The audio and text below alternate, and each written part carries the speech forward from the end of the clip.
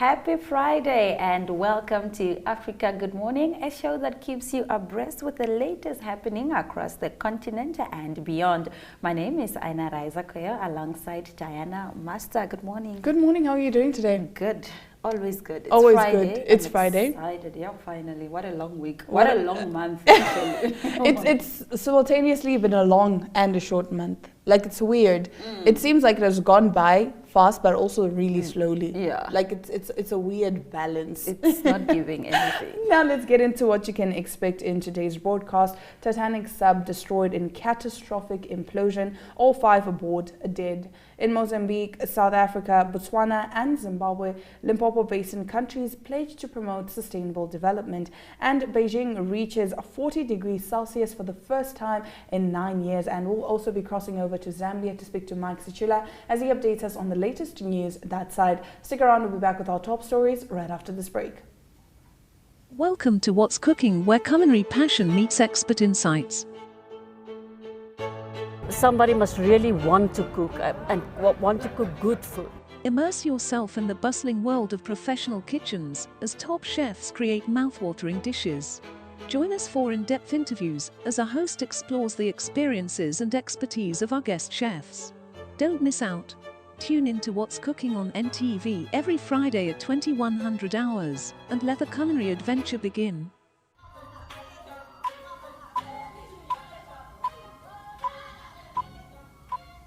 In our top stories this morning, a Titanic sub destroyed in catastrophic implosion, all 5 aboard dead.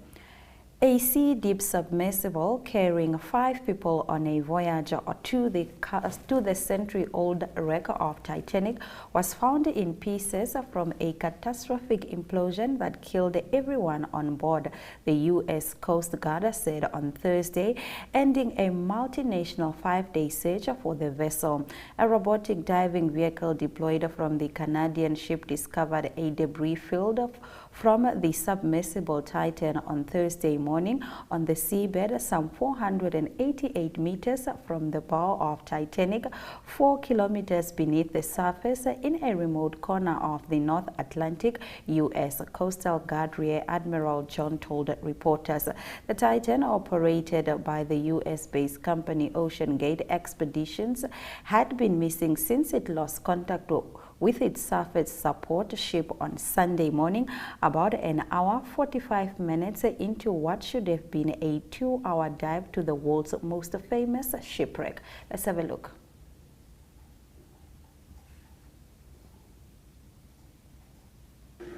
This morning, an ROV, or remote operated vehicle, from the vessel Horizon Arctic discovered the tail cone of the Titan submersible approximately 1,600 feet from the bow of the Titanic on the seafloor. The ROV subsequently found additional debris. In consultation with experts from within the Unified Command, the debris is consistent with the catastrophic loss of the pressure chamber. The implosion, it's a negative explosion, but it's the same pattern. It exploded inwards in a matter of 1,000th of a second. And it's probably a mercy, because that was probably a kinder end than the unbelievably difficult situation of being 4 days in a cold, dark, confined space.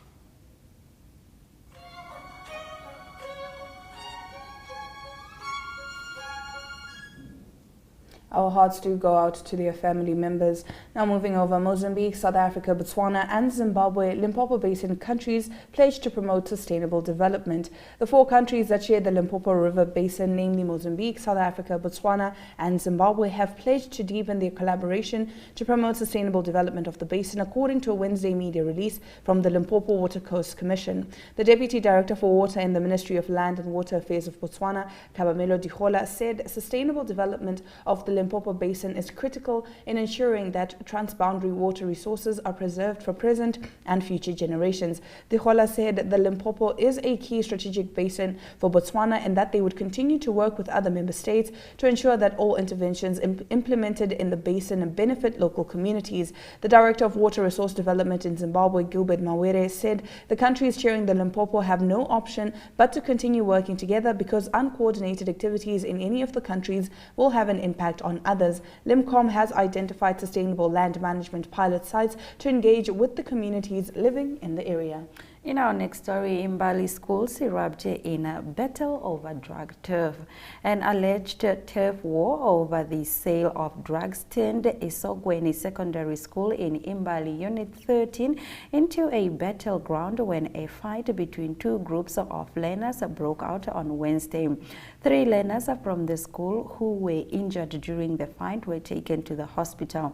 One of the 3 learners was stabbed and is said to have been seriously injured. The fight is believed to have started on Tuesday and continued again on Wednesday when people who are not learners at Isogweni School joined in it. It is alleged that those fighting had armed themselves with golf clubs, knives and firearms and chased each other around inside the school premises. Now getting into our next story, Beijing reaches 40 degrees Celsius for the first time in 9 years. The temperature in Beijing soared above 40 degrees Celsius on Thursday for the first time since 2014 as the Chinese capital warned of blistering hot weather through the weekend with the return of heat waves that scorched northern China a week earlier. A weather station on the southern outskirts of Beijing recorded 40.1 degrees Celsius at 1:25 p.m. local time, according to the Municipal Weather Bureau, marking the first breach of the 40-degree threshold since May 29, 2014. Early on Thursday, the city of nearly 22 million people raised an orange alert, the second highest weather warning, saying that temperatures could rise as high as 39 degrees in most parts of the city from Thursday to Saturday. Beijing, Tianjin, Hebei and Shandong in northern and eastern China were hammered by heat waves last week, prompting local authorities to step up efforts to safeguard crops, ensure the safety of tourists and suspend outdoor work during the hottest part of the day. In our next story, Kenya could follow Uganda as East African nations to wage war on LGBTQ rights. Weeks after Uganda enacted one of the most draconian anti-LGBT laws on earth, Kenya could be poised to follow suit with a similar formulated bill that punishes gay sex with prison or even death in some cases, according to a draft of the law and 2 lawmakers backing it in parliament. Similar moves are also afoot in Tanzania and South Sudan. Parliamentarians in those nations told Reuters, revealing for the first time a broad anti-LGBTQ legislative drive across East Africa. Some regional lawmakers frame the issue as an almost existential battle to save African values and sovereignty, which they say have been battered by Western pressure to capitulate on gay rights. All right, that brings us to the end of our top stories. Stick around, we'll be back with news from Zambia with Mike Sichula.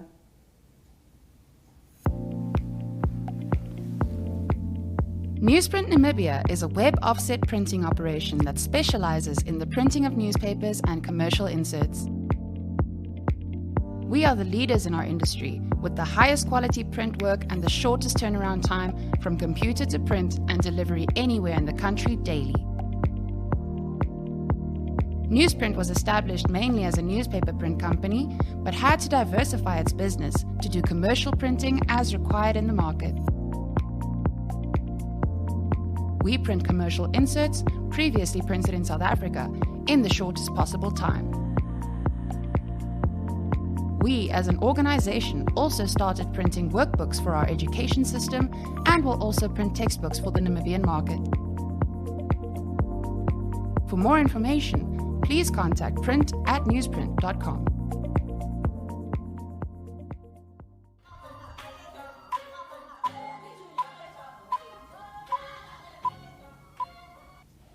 Now in Zambia, health experts have successfully conducted brain surgeries on 2 patients in Lusaka, but that's just not all there is today. Here to tell us more is Mike Sichula. Good morning, Mr. Sichula. Africa, good morning. All right, let's get into your first story. Zambia is among 4 COMESA member states to benefit from the over $4 million meant to enhance transparency on climate change reporting. Please tell us about this. Yes, Zambia in the recent past has experienced disasters emanating from floods, flash floods, such that households and livestock has been affected, together with neighboring Malawi and Mozambique. So because these countries are members of COMESA, and COMESA is taking up an initiative to see to it that climate change reporting is enhanced in states. And Zambia is one of those 4 countries that have been selected to benefit from this 4 billion, the amount of money that COMESA has set aside to improve climate change reporting. So this money is meant to assist meteorological Department of Weather to ensure that there is enough sensitization, there is enough proactive or forewarning people to move from areas that may be prone to any effects of climate change during this era, where flash floods have become so rampant, especially during rain season, and they are affecting businesses, communities are being displaced. So it is an initiative that COMESA has set aside. So from the Zambian side, this was disclosed by a government official at a capacity building workshop held in Central Province for technical staff in various government departments. All right, Master Sichula, moving on to some very exciting news. Health experts have successfully conducted brain surgeries on 2 patients in Lusaka. Tell us about this. Yes, this is quite exciting. Just like this week on Tuesday, I did report that Kitwe teaching hospitals on the Copper Belt did conduct successful facial surgeries. And today we are talking about Minor Soko Medical Center having conducted brain surgeons on 2 patients. That's one of the patients you can see on the picture. His name is Yoram Sakala, a school head teacher from Lufunsa district. He says he was able to talk after he had lost his speech when he suffered a stroke. But because of this brain surgery that he undertook at Minor Soko Medical Center, which is a military health institution, he said, he told a media gathering that he has been able to talk, and this happened shortly after he underwent the brain surgery. Then the other lady as well, she is 29 years old, and she also confessed and told the media gathering that she is no longer having complications after she had this brain surgery. And this surgery was undertaken by a team of medical experts drawn from Zambia and India and other parts of that they combined together, and this has been successful. So the government is happy with this milestone, because it is something that the government has been hoping to have, such that people should no longer be taken outside the country to to have these surgeries, but they should be done locally. All right, now, Mr. Sichula, please tell us, we're moving over to some sport. Why has one of Zambia's biggest football clubs, Nkana, been banned from using their home stadium for the next upcoming season?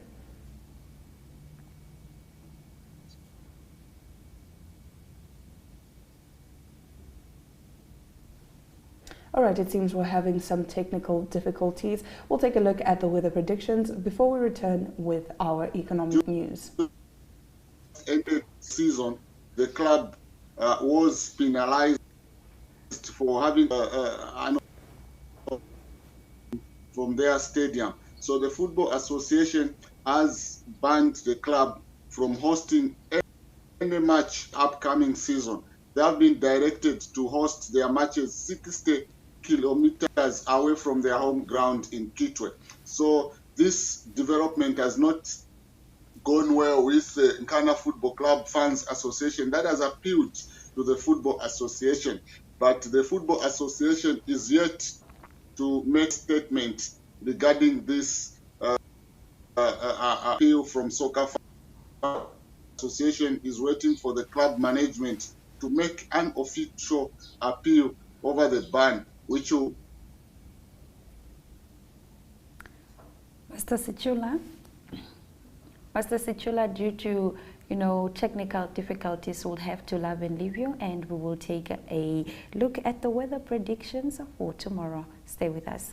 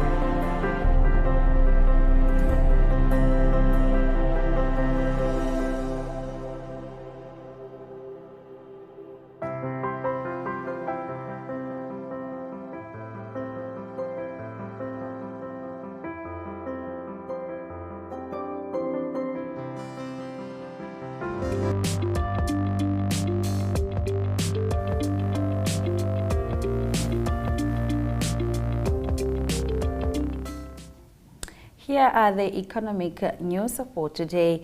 Kenyan MPs vote to double taxes on fuel. Kenyan MPs have voted in favor of doubling of the value-added tax levied on fuel to 16%, which is expected to add to the rising cost of living.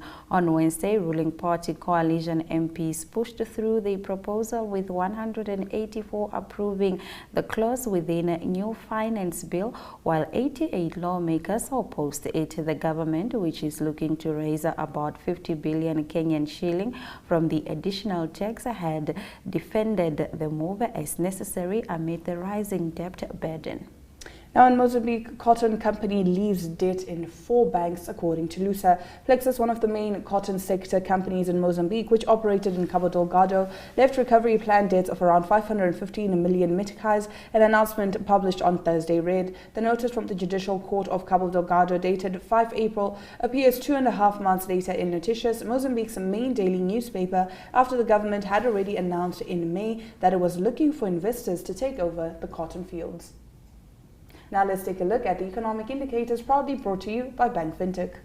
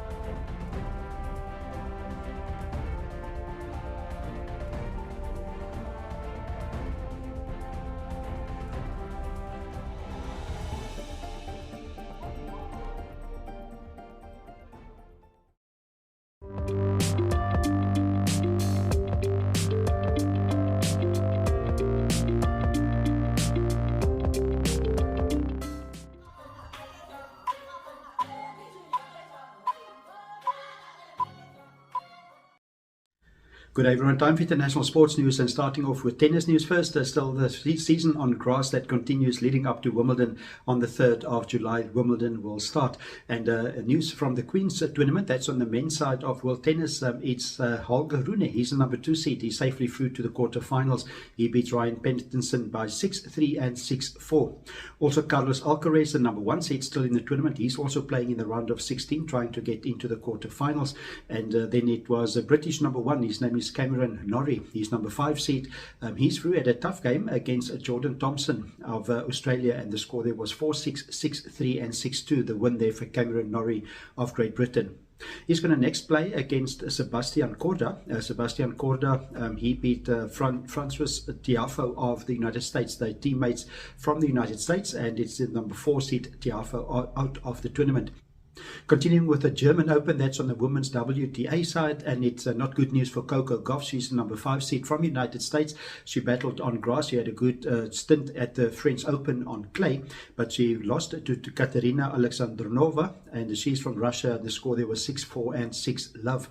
And then also Caroline Garcia of France, she's safely through. She's through to the quarterfinals. She's number 3 seed, and she beat Jamie Foles of Australia by 6-3 and 6-2.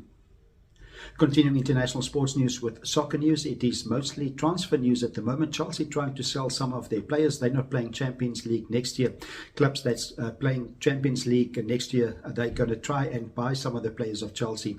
One player that was confirmed, that is Arsenal, that strengthened their team. Though, of course, they're playing Champions League next year. They finished 2nd in the English Premier League this year. And they've acquired Kai Havertz. He is from Germany. He plays for the German international team, and he's been playing for Chelsea for 2 seasons now. He's an attacking player, he's a striker, and he will strengthen the Arsenal team, and he was bought for £65 million. They're also trying at the moment, that is Arsenal, to buy Declan Rice. He's from West Ham, but it was West Ham that rejected the second offer from Arsenal. The second offer was £90 million, quite a big amount, but still it was rejected by West Ham. Also, Manchester United trying to buy Chelsea's midfielder. His name is Mason Mount, and it is also rejected, and maybe they will make another offer. The offer was £50 million, and Manchester United needs to make another offer if they try to get Mason Mount from Chelsea.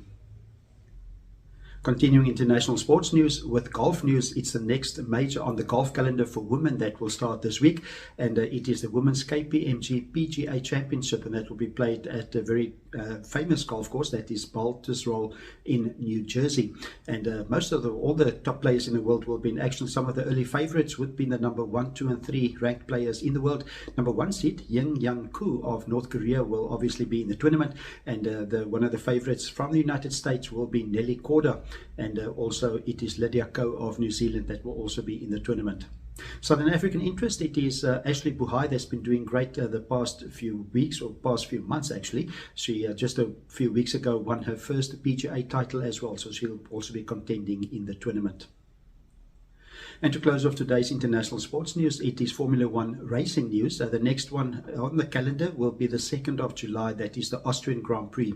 News from Ferrari is that team principal Fred Vasseur, he is saying that he's very happy that Ferrari is going in the right direction. That is after the last Grand Prix that was concluded, and that was the Canadian Grand Prix, where the 2 riders, Charles Leclerc and Carlos Sainz, they came up from 10th and 11th on the grid to finish in 4th and 5th positions respectively. And Vasseur said that he's very happy with the progress that was made for Ferrari, and hopefully they will also do well in Austria on the 2nd of July. That's international sports news for today. Hope you have a great sport day, and we talk international sport again tomorrow. Goodbye.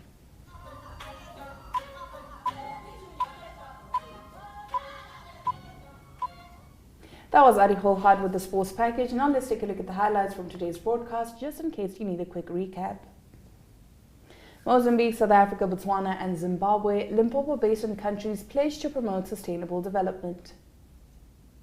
Imbali School erupts in a battle over drug turf. Beijing reaches 40 degrees Celsius for the first time in 9 years. Kenyan MPs vote to double taxes on fuel. And also, Titanic sub destroyed in catastrophic implosion, and all 5 aboard are dead.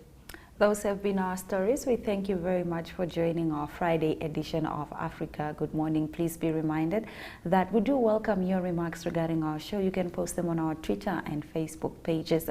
This particular show is on DSTV channel 285 and GoTV 25 in Namibia.